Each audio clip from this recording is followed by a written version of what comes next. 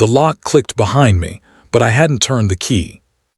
I stood there frozen, my hand still resting on the door, inside my own house, yet feeling like a stranger who had just broken in.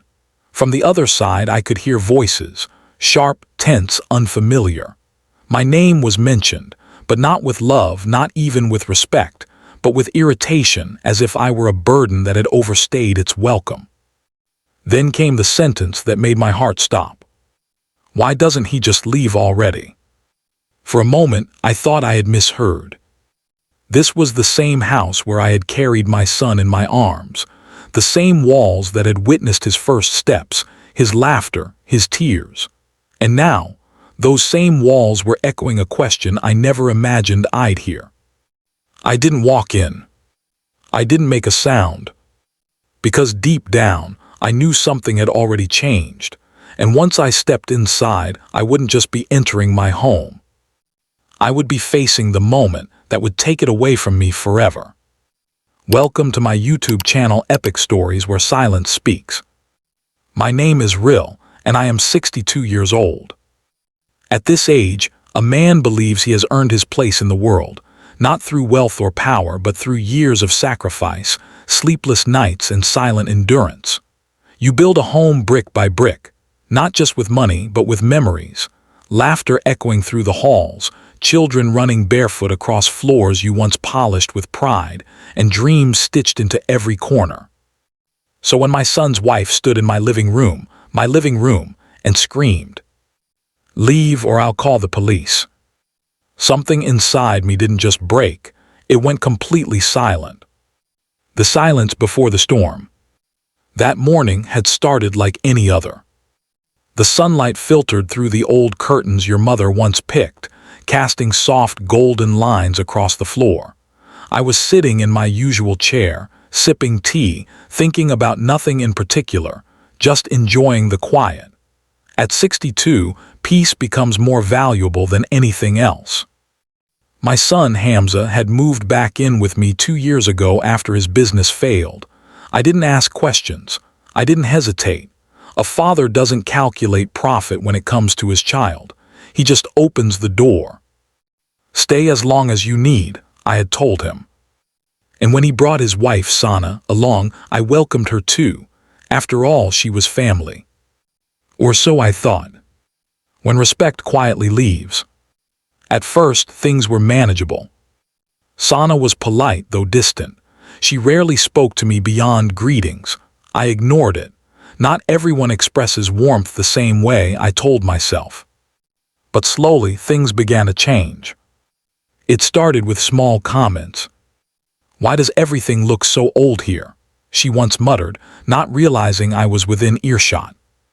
Then came complaints about space, furniture, even the way I arranged things in my own home. I stayed quiet. Because peace is expensive, and sometimes you pay for it with your pride. Hamza noticed, of course, but he never said anything. Maybe he thought it wasn't serious. Maybe he didn't want conflict. Or maybe he had already chosen a side. The breaking point. That day I walked into the kitchen and saw my granddaughter, little Aina, standing on a stool, struggling to reach the sink. "Careful, Beta," I said gently, "you might fall." Before she could respond, Sana's voice cut through the air like a blade. "Don't interfere." I turned surprised. I said, "Don't interfere," she shouted, stepping closer. "You're always watching, always commenting. This isn't your place anymore." Her words hit harder than any slap. I looked at Hamza, hopping, expecting him to say something. But he stood there silent. That silence said everything. I swallowed my pain. "This is my home," I said quietly. And that's when it happened. Her face twisted with anger, and she pointed toward the door. "Then maybe you should leave," she snapped. "Because if you don't, I will call the police and have you removed.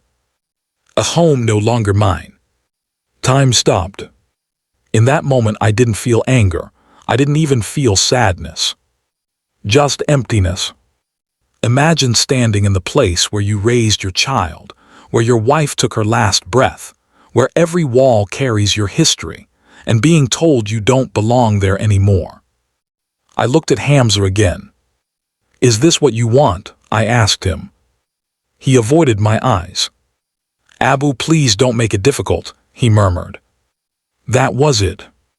That was the moment I understood. I wasn't losing a house. I was losing my place in my own son's life. The quiet decision. I didn't argue. I didn't shout. I simply nodded and walked away. That night I sat alone in my room, surrounded by memories that now felt like strangers. I looked at old photographs, Hamza as a child, sitting on my shoulders, my wife smiling beside us, the three of us a family. Where had it all gone? Was it time? Was it distance? Or was it something deeper, something I had failed to see? By morning, I had made my decision.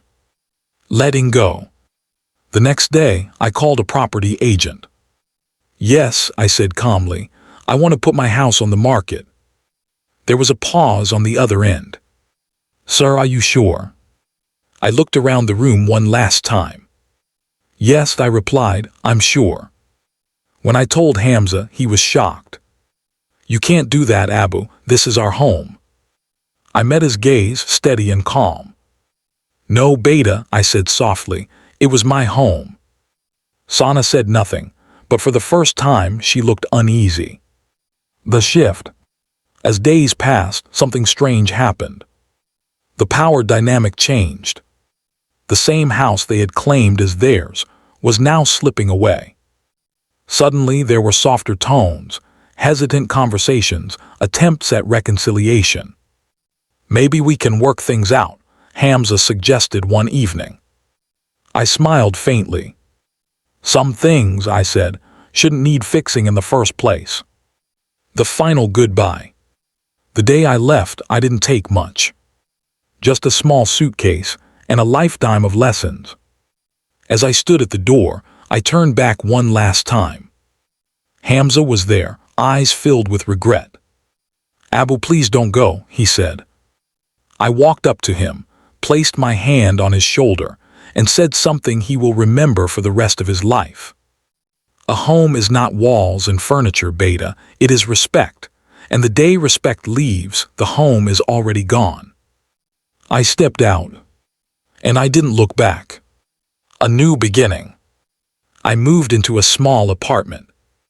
It wasn't grand, it wasn't filled with memories, but it had something my old house had lost. Peace. Slowly I rebuilt my life, not with people who were bound by blood, but with those who understood kindness, dignity, and respect. And for the first time in years, I felt free. The moral. Life teaches us many lessons, but one stands above the rest. Never stay where you are not respected, even if it is a place you once called home. Because love without respect is just attachment, and a house without respect is just a building. I am real. I am 62 years old. And I learned that sometimes the bravest thing a man can do is walk away from everything he built to protect the one thing he still has left: his dignity.